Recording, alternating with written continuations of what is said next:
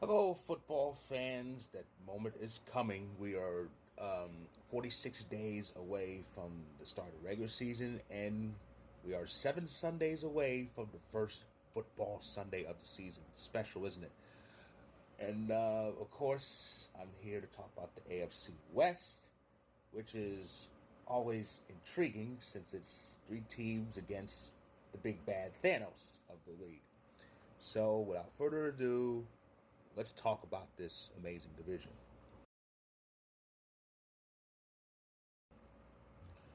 So the Chargers fired Brandon Staley at the tail end of last season. Great, great news for them. During the offseason, they hired Jim Harbaugh, Captain Comeback, just coached University of Michigan to a national championship. Even greater. But all the key players are gone. Austin Eckler's gone. Keenan Allen's gone. Mike Williams is gone. What is this?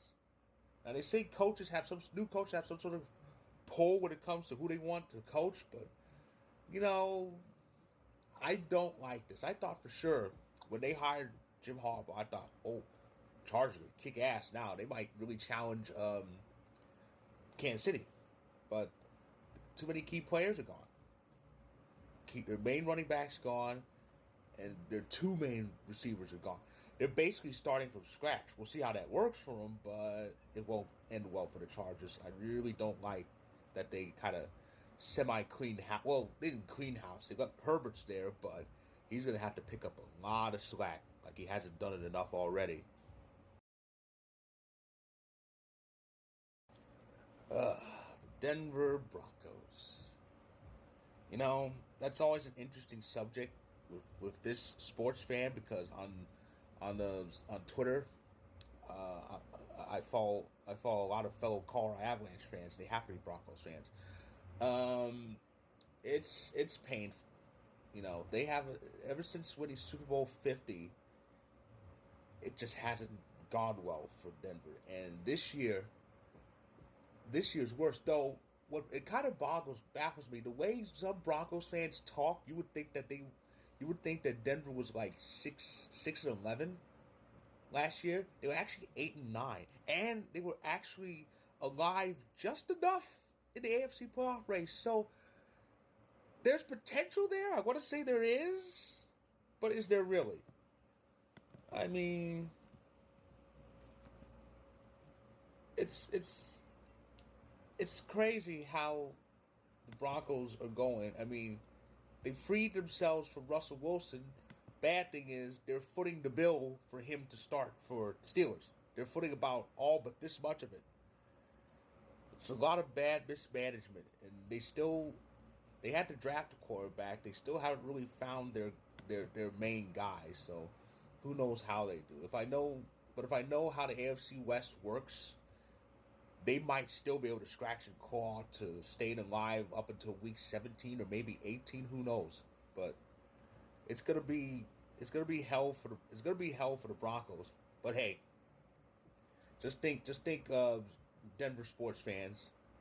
A month after football starts, the Avalanche and Nuggets come back. So there's that.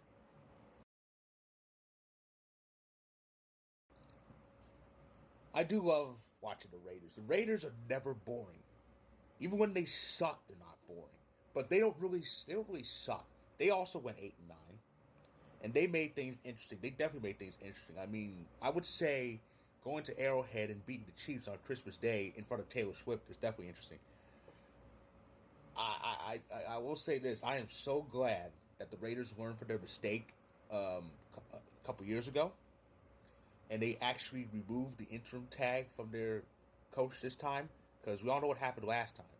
They had Bisaccia, and he got the Raiders to the playoffs despite all the horrible drama that floated over their heads, and yet they let him go and hired Josh McDaniels, a coach who makes Mike McCarthy look like Tom Landry.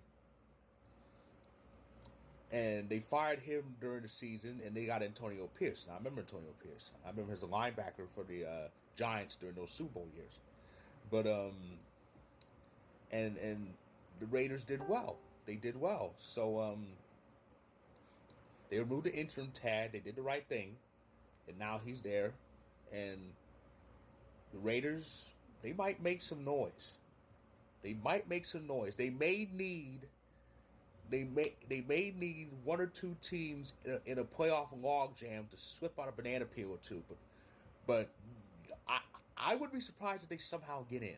I wouldn't be surprised. I'm not saying they will, but if they somehow sneak their way into playoffs, it will be something. Oh, and they need to handle this Devontae Adams situation because there's rumors going out that he may reunite with Rodgers in New York. So, well, man, it's gonna be interesting. It's gonna be very interesting.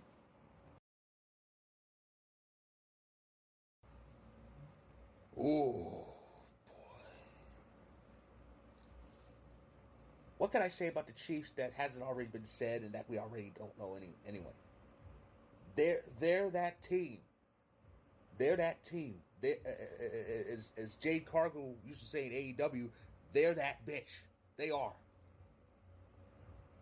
I mean, 3 Super Bowls in 5 years. They're the back-to-back defending champs. And the crazy thing is, they got rid of their best receiver and still won back-to-back. You know, it's like nothing can stop them. But then the off season. Oh boy, the off season. Something after something after something during the Chiefs off season. One player was doing his best Henry Ruggs impression. Unfortunately, some of you should know what I'm talking about. Another one's committed animal cruelty, and then you have a kicker who basically revealed himself as a misogynistic and homophobic bigot. It's just hideous and toxic. Now you would think with those distractions, you would think, well, it's over. Chiefs aren't going to win. Like I said, Chiefs got rid of Tyreek Hill and won twice.